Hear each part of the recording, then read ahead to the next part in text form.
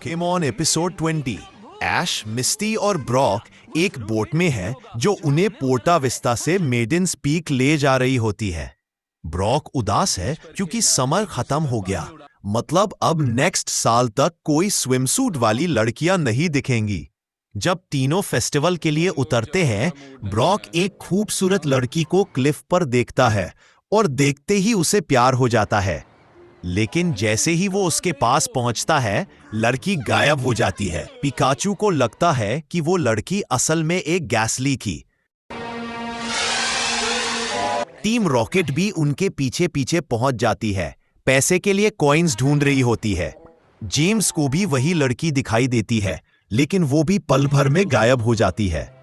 Festival में एक old lady सबको वार्न करती है कि वो लड़की उन्हें बुरा अंजाम दे सकती है।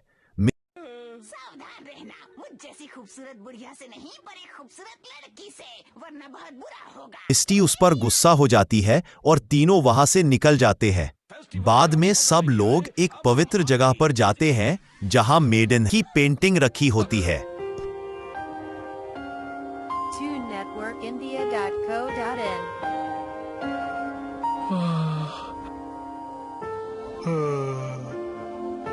वही लड़की, उसके बारे में बताया जाता है कि वो 2000 साल तक अपने लवर का इंतजार करती रही। मैं तुम्हारा हमेशा इंतजार करूंगी। उसके लिए काफी वापस आएगा, लेकिन वो वापस नहीं आया। रही वहीं खड़े रहकर एक दिन उसका शरीर पत्थर का बन गया और आखिर में पत्थर बन गई। रात में टीम रॉकेट प्लान बनाता है पेंटिंग चुराने का, पर ब्रॉक क्लिफ पर बैठा उस लड़की के बारे में सोचता रहता है। फिर रात में उस लड़की का भूत सच में आ जाता है। वो ब्रॉक और जेम्स दोनों को अपने जाल में फंसा लेती है।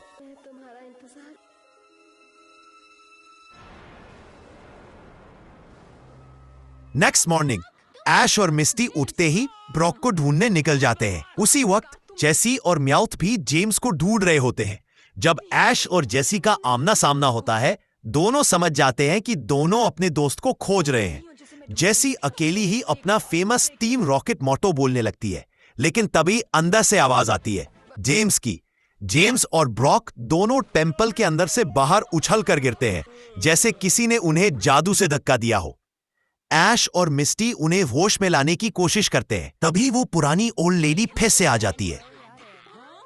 ये फिर से आ गई।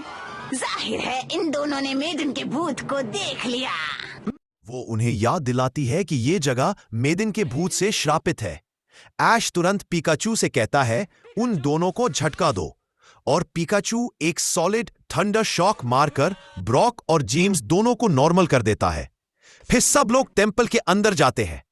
ओल्ड लेडी बताती है कि जितने भी जवान लड़के इस जगह आए हैं, वो सब उस भूत के जाल में फंस चुके हैं।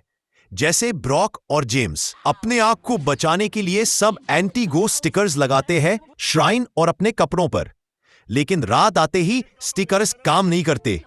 वही गोस्टली मेडन फिर से सामने आती है और ब्रॉक और जेम्स को अपनी तरफ खींचने लगती है, सीधा क्लिफ के किनारे तक। ऐश और मिस्टी मुश्किल से ब्रॉक को रोक पाते हैं, जबकि वो तो खुद कह रहा होता है मुझे जाने दो, वो मेरा इंतजार कर रही है। जेसी गुस्से में अपनी बजूका निकालती है और भूत पर फायर करती है। इस धमाके में जेम्स नीचे पानी में गिर जाता है, लेकिन किसी तरह वापस चढ़कर आ जाता है। फिर अचानक कुछ फ्लोटिंग स्कल लाइक गोस्ट्स उनके आसपास घूमने लगते हैं। ऐश पोकेडेक्स निकालता है, लेकिन कोई डेटा नहीं मिलता।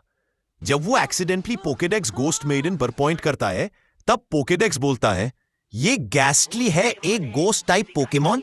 सब शॉक में आ जाते हैं। पता चलता है कि वो ओल्ड लेडी और भूत मेडन दोनों एक ही पोकेमॉन थी, गैस्टली। और ये गैस्टली बाकी सबसे ज्यादा पावरफुल था क्योंकि वो बोल भी सकता था।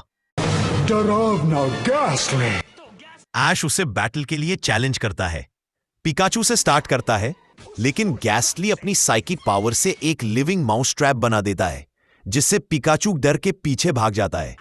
म्याउथ बोलता है मुझे माउस ट्रैप से फर्क नहीं पड़ता, तो गैस्टली उसके लिए एक बड़ी सी बॉल ऑफ यान कॉन्जर कर देता है, जिसमें म्याउथ खेलने लगता है।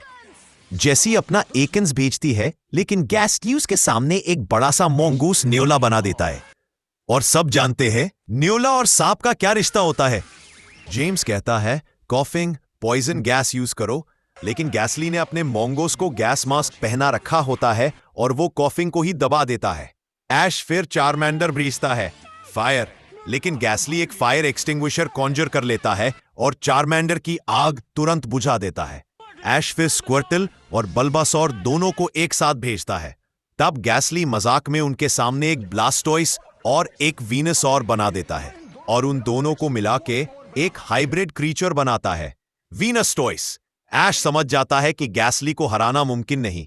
मिस्टी एक फनी अटेम्प्ट करती है। वो एक क्रॉस, गार्लिक और वुडन स्टेक निकाल के गैसली को भगाने की कोशिश करती है, जैसे वो वैम्पायर हो। गैसली हंसकर बोलता है, मैं वैम्पायर नहीं हूं, सिली गर्ल। तभी सूरज निकलने लगता है और जैसे ही सनलाइट पड़ती है, गैसली धुंध में बदलकर गायब हो जाता है, कहता हुआ, अगला साल जब फेस्टिवल होगा, मैं और मेडन दोनों लौटेंगे। अगली रात फेस्टिवल फिर से शुरू होता है। सब लोग खुश होते हैं, सब नॉर्मल हो जाता है। तब true spirit of the maiden दिखाई देती है। वो गास्टली को थैंक करती है उसकी कहानी जिंदा रखने के लिए। गास्टली कहता है, मैं उसके लॉस्ट लवर को कभी ना कभी जरूर ढूंढ निकालूंगा। ब्रॉक थोड़ा सैड रहता है, लेकिन यह समझ जाता है कि उस लड़की का भूत सिर्फ एक कहानी नहीं, एक दर्द भरी याद थी। और वो ऐश और मिस्टी के साथ वापस अपनी जर्नी पर निकल पड़ता है, जबकि टीम रॉकेट भी अपने अंदाज में फेस्टिवल के एंड का सेलिब्रेशन कर रही होती है। भूत पोकेमॉन गैस्टली। माफ करना, मुझे देर हो गई। चलो ऐश, डांस करते हैं। हाँ चलो। तुम भी चलो पिकाचू। और इसी के साथ पोकेमॉन का एक और एपिसोड एंड होता है। अब मिलेंगे नेक्स्ट एपिसोड में। जब तक हम बात करते हैं पोकेमॉन एपिसोड 20 के कुछ हिडन फैक्ट्स के बारे में। इस एपिसोड का हुज दैट पोकेमॉन सेगमेंट में था गैस्टली, जिसने सबको एपिसोड में डरा दिया था। जिस माउंटेन का नाम मेडन्स पीक है, वो सिर्फ फिक्शनल नहीं, बल्कि ओरेगन में एक रियल माउंटेन भी एग्जिस्ट करता है। एपिसोड में गैस्टली ने एक टाइम पे मोंगूस का रूप भी लिया था, और मोंगूस एक रियल वर्ल्ड जानवर है। ये उन रेयर एपिसोड्स में से एक है जहां एक पोकेमॉन गैस्टली टेलीपैथी के बिना अपने मुंह से बोलता है। यूजुअली सिर्फ म्याउथ ऐसा करता है। ना गैस्टली चल सकता है तुम जैसे चूहों पर भी। उस चूहे को रोको माउस ट्रैप से। एपिसोड के एंड में कैरेक्टर्स ओबॉन फेस्टिवल सेलिब्रेट करते हैं। ये एक रियल जापानीज ट्रेडिशन है जिसमें एंसेस्टर्स के स्पिरिट्स अर्थ पर आते हैं। सबसे मिस्टीरियस बात, गैस्टली को किसी ने हायर किया था ताकि पुरानी लेजेंड्स जिंदा रहे, लेकिन किसने हायर किया, आज तक मिस्ट्री है। मैं तुमसे अगले त्योहार में मिलूंगी। मुझे उस दिन का इंतजार रहेगा जब मेरा सच्चा दोस्त वापस आ जाएगा।